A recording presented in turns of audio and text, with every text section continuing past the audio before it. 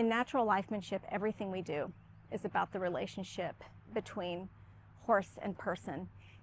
And when I first started learning how to build relationships with horses this way, the place that I learned the most was working with a horse that had had very, very little interaction with humans.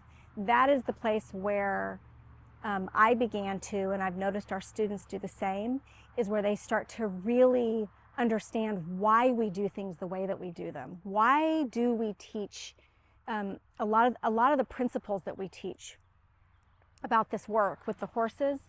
Those principles can feel like a technique that makes no sense. And what happens when we start working with a horse that has had very little interaction with humans is we start to really see what happens when we try to control.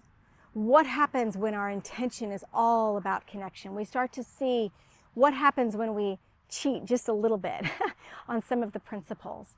And so the primary reason that we started partnering with wild horses to do this work was because it is the place that, in as pure a sense as possible, we can really start to, one, understand why we do what we do, but two, begin to really embody the principles.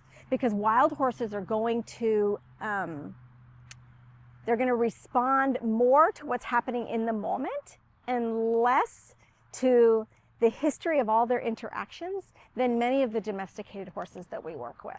The other thing about wild horses that I think is so important is that they just haven't been taught yet how to ignore people or how to comply or how to dissociate.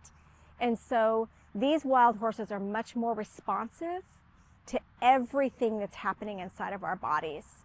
And so wild horses not only help us grow in this like wild awareness of our own body and how every thought changes something in the interaction with the horse, they help us to notice the way our body sensations affect somebody else, because the horses are oftentimes much more responsive and aware of what's going on inside of our bodies.